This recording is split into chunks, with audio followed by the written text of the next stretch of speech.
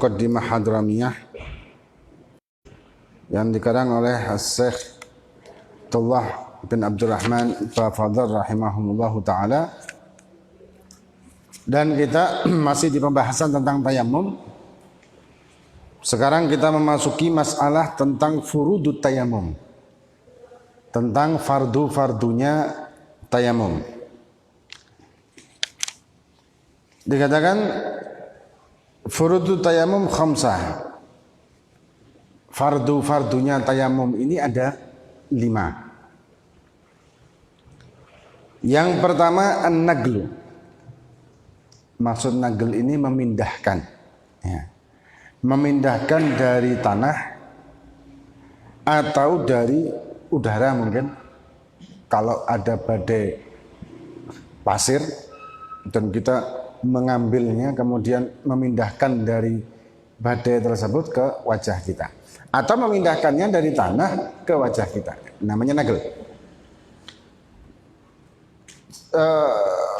Yang bukan nagel itu apa ya? Seperti kalau misalkan ada hembusan angin yang ada tanah, kemudian kita memang sengaja wajah kita hadapkan di situ.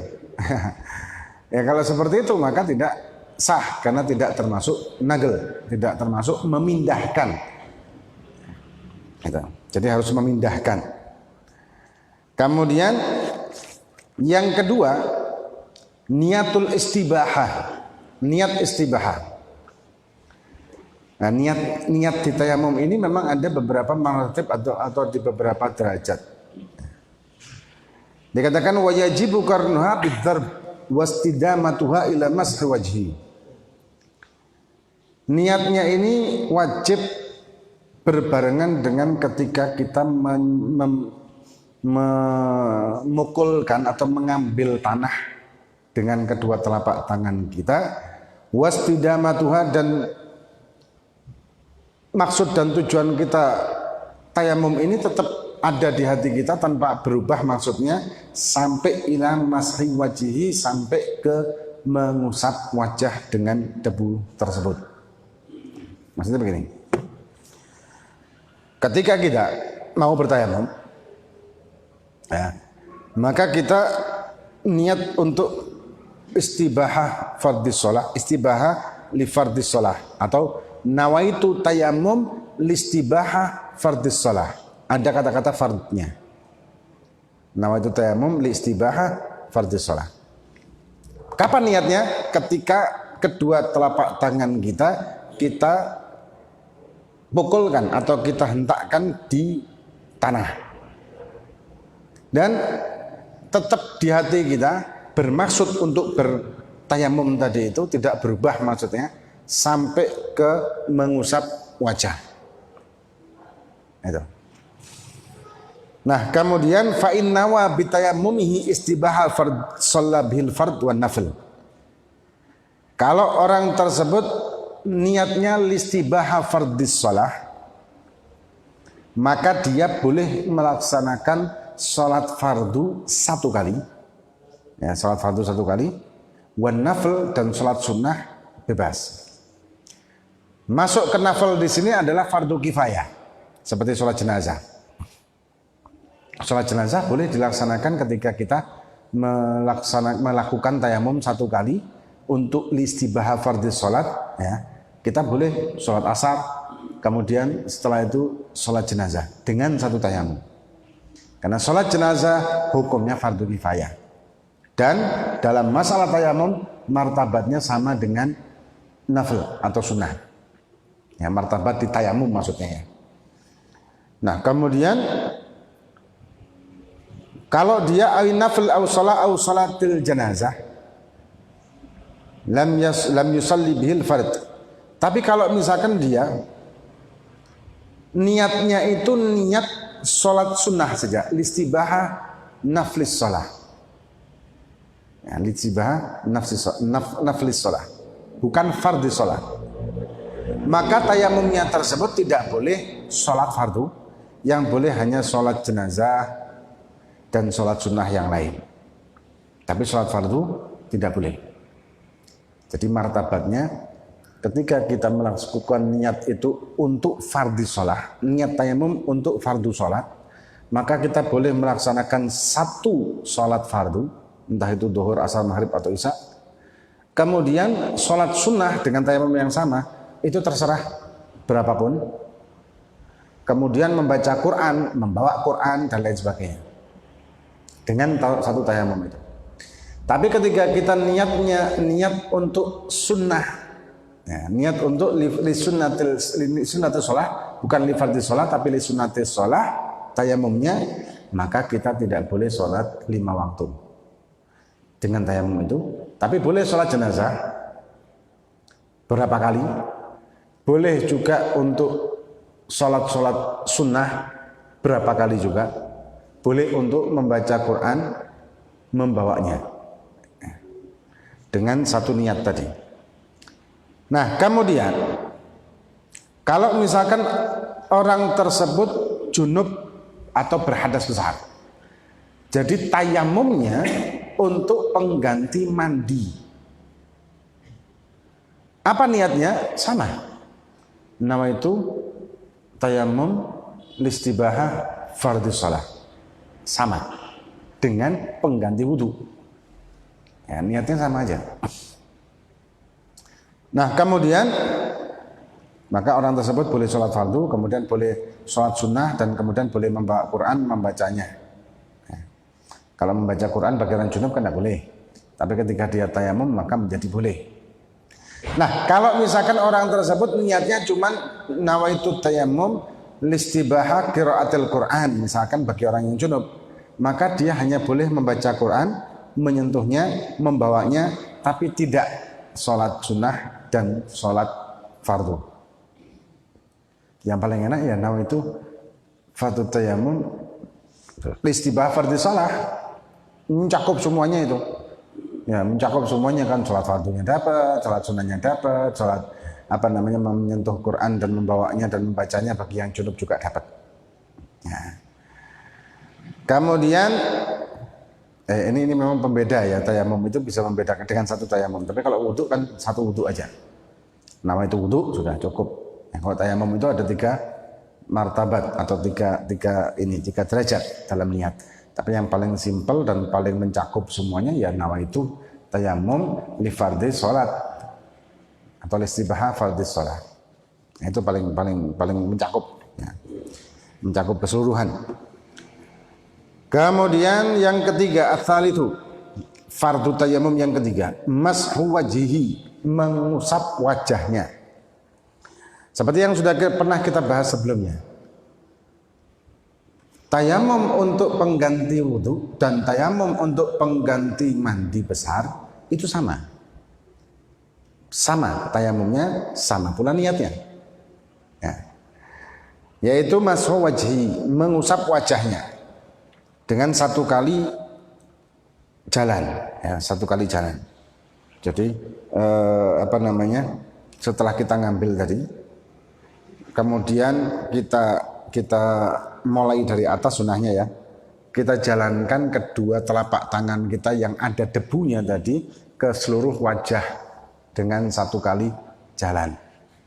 Dan sunnah, nanti ada penjelasan sunnahnya, sunnah untuk dibersihkan atau dihentakkan kedua tangan kita ini supaya merontokkan debu-debu yang kasar, hanya sisa debu yang halusnya. Itu sunnah. Nah kemudian wa mashu yadaihi bimirfaqaihima. Dan yang keempat adalah mengusap kedua tangan sampai ke kedua siku. Memang ada khilaf di antara ulama, tapi bukan mu'tamad sebetulnya, karena itu gol godim, ya, gol godimnya Syafi'i maksudnya, itu sampai ku'ain. Karena pengertian yadun ini di dalam bahasa Arab mempunyai pengertian makna yang luas. Bahasa Arab ini kaya dengan sinonim, ya, kaya dengan arti. Kata-kata yadun ini bisa mempunyai makna yang sangat banyak, seperti menguasai, memiliki, bisa berarti tangan secara fisik, dan tangan ini pun bisa berarti yang dimaksud yad itu dari ujung jari sampai pergelangan. Ini juga dinamakan tangan. Faqta'u aydiyahuma. Dalam Al-Quran kan ada kan? Yang dimaksud mana potongnya? Sampai sini. Yadnya sampai sini. Nah, kalau wudu, waghsilu aydiyakum ilal marafiqi. Sampai siku. Nah, di tayamum yad aja, cuman dikatakan oleh ulama sampai ke sama dengan wudu, yaitu sampai siku. Ada ulama yang menyatakan cukup dengan kau'ain sampai 2 telapak ini aja. Tapi itu bukan muktamad, ya. Itu bukan muktamad, itu golgodim. Nah, kita pakai yang mana? Ya seluruhnya. Seluruhnya. Kedua tangan kita sampai siku. Dan mengusapnya dengan 1 kali jalan. Bukan di kayak kita wudhu ya. Kalau wudhu kan digosok-gosok gitu. Kalau ini cukup sekali lewat. Al-muhim kita yakin itu rata, cukup. Kemudian yang kelima atau yang terakhir, at-tartib bainal mashain. Berurutan di antara 2 masah. Jadi wajah dulu baru kemudian tangan. Ya. Itu harus berurutan demikian. Wajah dulu kemudian tangan. Kalau tangan dulu kemudian wajah tidak sah. Sama dengan wudhu. Ketika kita wudhu tapi terbalik posisi tertibnya itu juga tidak sah. Jadi wajah dulu, kemudian tangan, kemudian rambut, kemudian kaki. Ya.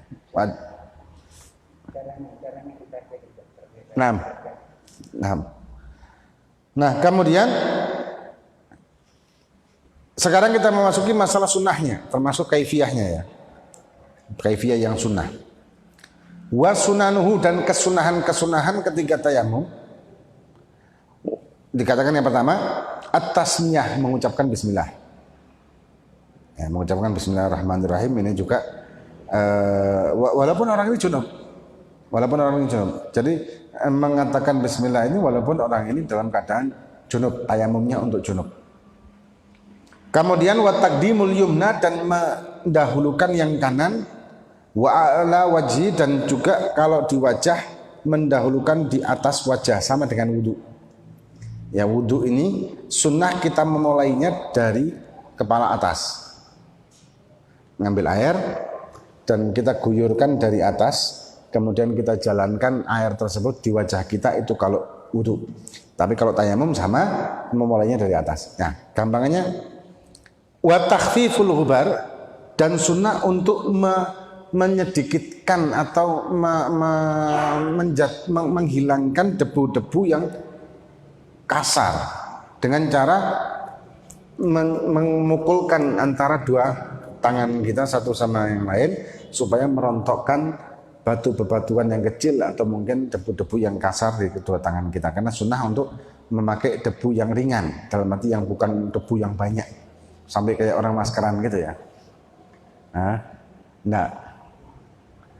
Kemudian wal mualah ini dari mengusap wajah langsung dilanjutkan dengan mengusap tangan. Wa tafriqul asabi', dan sunnah untuk merenggangkan jari jemari ketika kita mengambil debunya. Ya, ketika kita mengambil debunya, ini sunnah ketika kita mengusap wajah. Tapi ketika kita mengusap tangan, maka ada ulama yang mewajibkan untuk merenggangkan, kecuali kalau kita yakin debu itu akan masuk ke sela-sela sini ketika kita proses di tangan. Kemudian wanasul khatim, dan mencabut cincin. Ini kalau posisi mengusap wajah.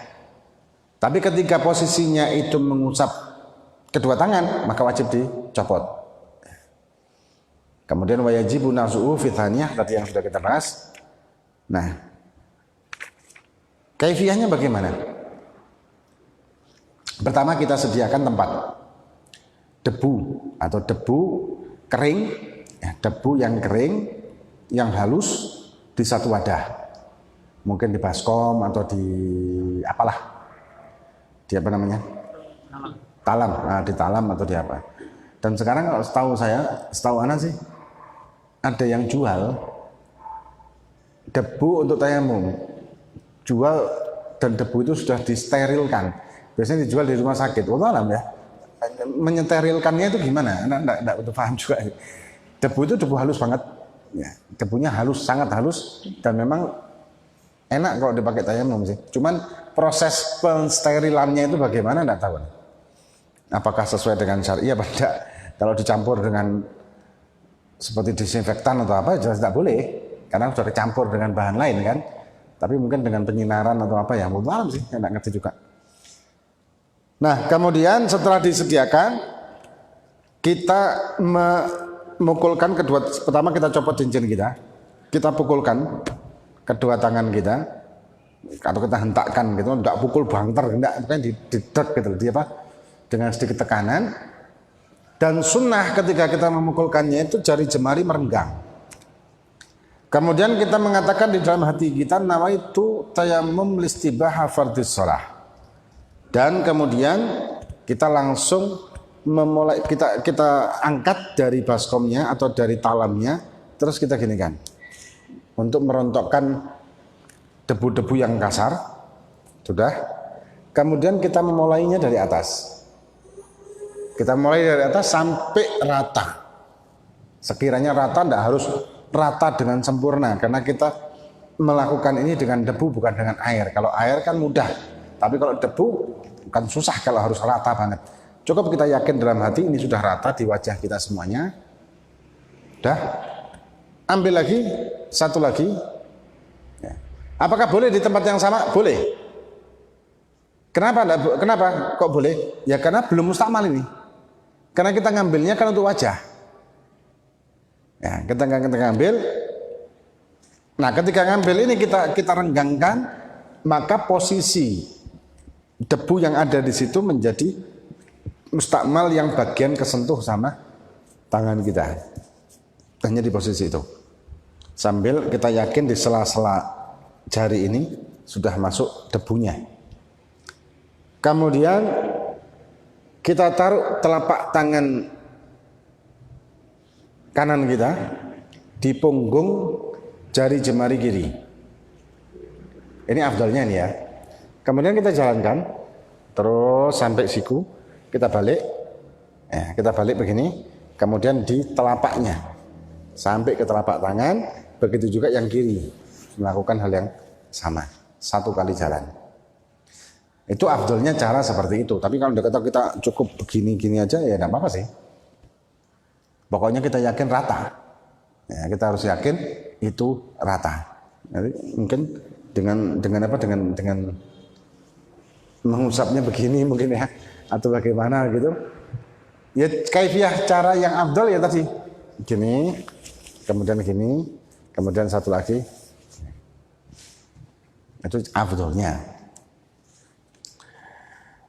Kemudian udah selesai setelah itu. Dan sunnah untuk wamin sunanihi lah, ini ada di sini. Imrarul yad 'alal udwi wa mashul adud. Sudah kita bahas tadi, menjalankan tangan ke lengan sampai ke siku-siku atas siku adud ini nih, lengan atas.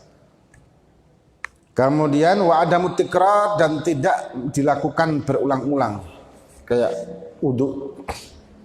Wudu kan sunnah 3 kali. Wudu itu basuhan pertama, setelah sempurna maka hukumnya adalah wajib karena merupakan rukun, fardunya. Basuhan yang kedua, setelah yang pertama sempurna, hukumnya sunnah. Basuhan yang ketiga, hukumnya juga sunnah. Jadi kita wudu 1 kali wajib, ambil lagi 2 kali sunnah, 3 kali sunnah. Nah, air yang sudah kita pakai yang 1 kali ini maka airnya mustakmal. Ambil lagi di basuh yang kedua, airnya berubah menjadi tidak mustakmal. Air sisanya ini loh. Sisa dari wajah maksudnya. Yang keempat makruh karena israf. Itu posisi kalau misalkan kita memakai air yang bukan wakof di toharoh. Kalau airnya adalah wakof untuk toharoh seperti sumurnya di masjid atau apa, maka tidak boleh. Yang keempat menjadi haram. Ada masjid-masjid tertentu yang mungkin diwakafkan air ini memang untuk maslahat toharonya jamaah atau untuk maslahat masjid, ya, tidak bisa dipakai yang lain selain itu. Ada masjid-masjid tertentu yang diwakafkan airnya untuk umum. Nah ini lebih simpel. Nah, siapa aja, mungkin orang kencing, cuman kencing aja, kemudian keluar lagi dari situ boleh memakai air itu. Tapi kalau misalkan diwakafkan khusus untuk maslahat masjid dan jamaah untuk toharo, maka tidak bisa dipakai selain itu. Terus kalau kita mau kencing di masjid itu gimana ya? Setelah kita kencing, kita wudhu, kita sholat. Sholat sunnah, tahiyat masjid mungkin. Nah kalau kita tidak tahu masjid ini airnya wakaf apa bukan, wakaf untuk umum ataukah wakaf untuk maslahat masjid, kita tidak tahu. Ya kita lebih baik ikhtiyat, hati-hati, kita anggap itu wakaf untuk masjid, maslahat masjid dan maslahat jamaah masjid. Lebih baik seperti itu. Ya. Sama. Kalau kita memandikan mayit, misalkan mayit tidak mungkin dimandikan dengan air. Misalkan mayit ini kebakar, yang kulitnya sudah rusak, kalau kena air bakal hancur, bakal apa? Kalau bahasa Jawanya belenyek apa namanya? Kalau COVID pakai air.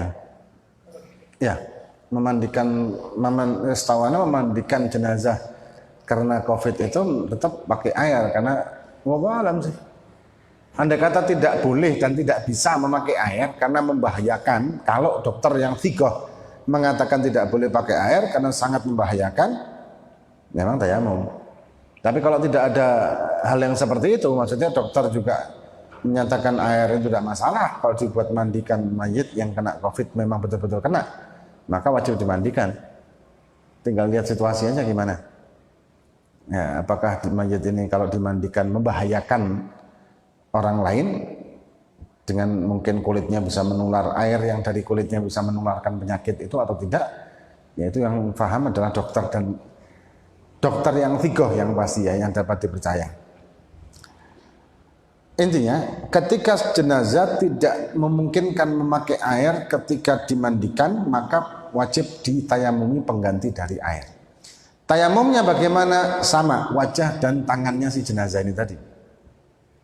Ya, menayamumi jenazah ya wajah dan tangannya si jenazah itu dengan niat yang nayamum otomatis. Kemudian wal istiqbal, dan sunnah menghadap kiblat. Ya, sunnah menghadap ke kiblat ketika proses tayamum. Wasyahadatani ba'dahu, dan mengucapkan kalimat syahadat setelahnya, sama dengan wudhu sebetulnya, ya. Sama dengan wudhu. Jadi mustaqbil kiblat, kemudian mengangkat kedua tangannya dan memandang ke langit, pandangannya ke langit, ya kayak wudhu lah, kayak kita wudhu itu. Setelah wudhu kan sunnah menghadap kiblat, mengangkat kedua tangannya sambil melihat ke langit. Kenapa melihat ke langit? Dikatakan kiblatud doa as-sama, bukan berarti Allah di langit. Nah, keyakinan kita akidah Asy'ariyah Maturidiyah, Allah tidak bertempat, tinggal karena Allah yang menciptakan tempat, ruang dan waktu. Alam semesta ini berisi ruang dan waktu. Ini kita bicara sains, ya, secara sains. Alam semesta ini berupa ruang dan waktu. Alam semesta semuanya ini. Kemudian yang menciptakan ruang dan waktu adalah Allah. Dari ketidakadaan menjadi ada. Dan Allah tidak membutuhkan makhluknya. Allah tidak membutuhkan makhluknya apapun itu, baik ruang waktu ataupun makhluk yang lain.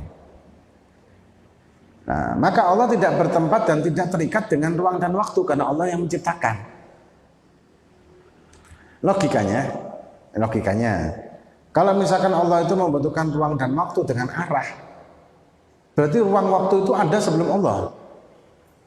Sedangkan ruang dan waktu adalah ciptaan. Itu keyakinan akidah kita Asy'ariyah Maturidiyah.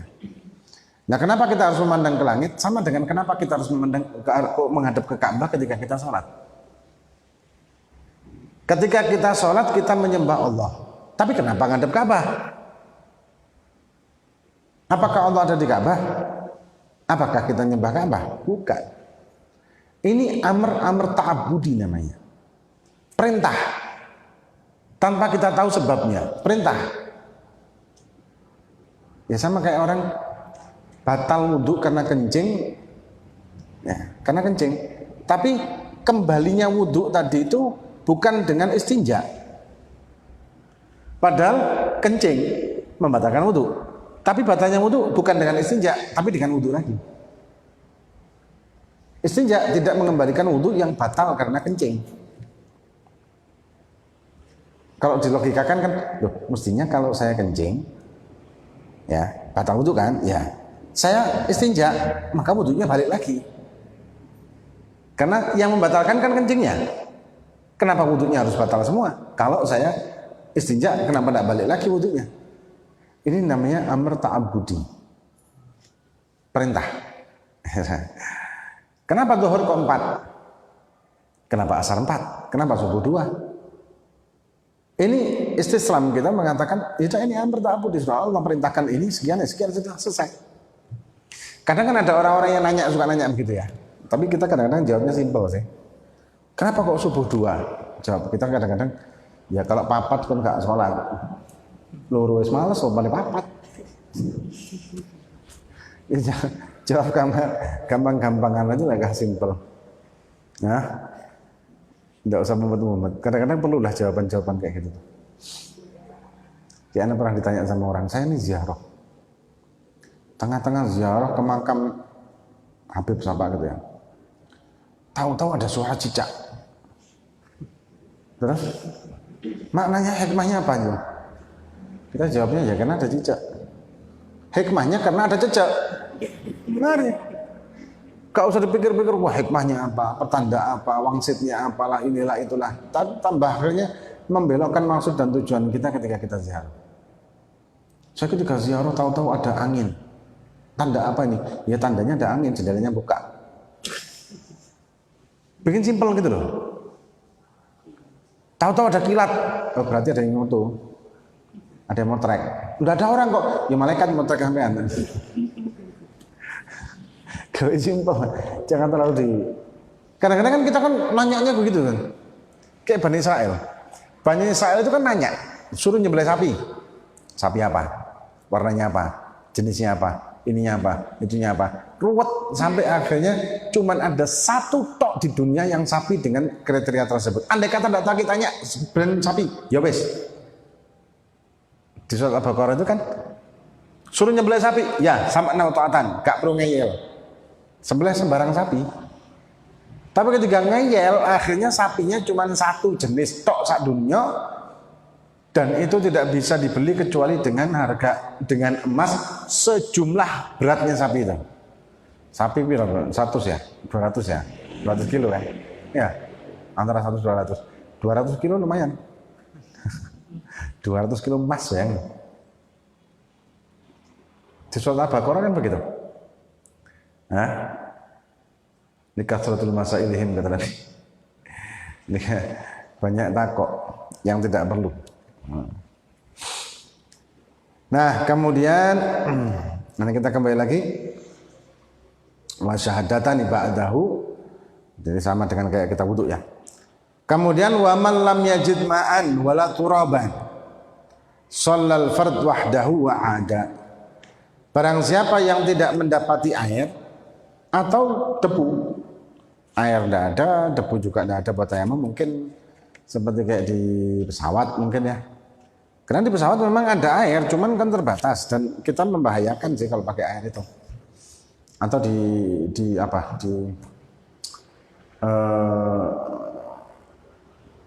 walhasil kita tidak bisa pakai debu untuk tayamum atau air untuk wudhu atau mandi wajib. Maka tetap sholat tapi nanti qadha. Antara sholat fardu karena tidak punya wudhu atau tidak punya mandi dalam arti tidak lagi berhadas besar maksudnya. Antara sholat fardu itu karena tidak berhadas karena hadas kecil atau karena hadas besar, sholat fardunya memang ada perbedaan.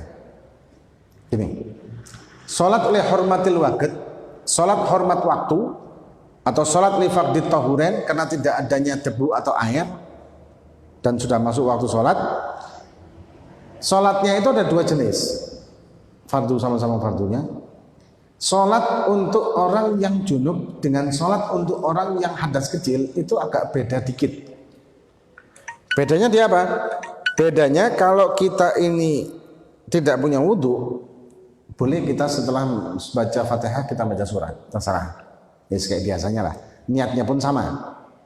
Niat sholatnya sama, rukunnya sama, sunnahnya juga demikian. Tapi ketika kita nih sholat hormat waktu karena tidak punya air untuk mandi dan posisi kita berhadas besar atau tayamum juga tidak mungkin, maka semuanya sama kecuali setelah kita membaca Fatihah tidak boleh membaca surat. Nah, cuman itu bedanya. Jadi setelah membaca Fatihah langsung rukuk. Ya, ini tidak atau diharamkan membaca surat. Kalau Fatihah ma'fu karena merupakan kesahannya sholat dan merupakan rukun di dalam sholat adalah Fatihah. Ketika sholat tanpa Fatihah maka batal. Nah, sholatnya batal. Itu perbedaan antara ketika kita sholat fardu tahurin junub atau kena hadas kecil. Nah kemudian godoknya kapan? Godoknya ketika kita mendapatkan salah satu di antara dua alat bersuci, antara debu ataupun air. Kalau di daerah yang biasa banyak air, kita tidak usah tayamum, nunggu aja. Kalau misalkan tidak ada air ya. Karena kalau kita tayamum di daerah yang umumnya ada air, tahu-tahu mati pada waktu itu, maka ketika kita tayamum kita wajib godok. Contoh di airport, sampai airport anggaplah Saudi, Jeddah. Sampai di Jeddah sana ternyata semua keran di sana habis airnya. Padahal umumnya di situ kan ada air. Apakah kita tayamum? Tidak usah. Nanti aja. Kenapa? Kalau kita tayamum pun tetap wajib qadha. Sebelumnya sudah pernah kita bahas kan. Tayamum di tempat yang umumnya ada air, biasanya ada air, ternyata tiba-tiba tidak ada, maka tayamumnya ini juga tetap wajib qadha kalau sudah mendapatkan air. Nah, kadang-kadang itu udah aja nanti sampai ke hotel dapat air, dia wudhu atau mandi kemudian baru menggodoknya. Nah ini sedikit banyak tentang masalah furud tayamum atau fardu tayamum yang moga-moga bisa bermanfaat bagi kita fid dunya wal akhirah. Wallahu a'lam bishawab. Ada yang mau tanya enggak? Hah?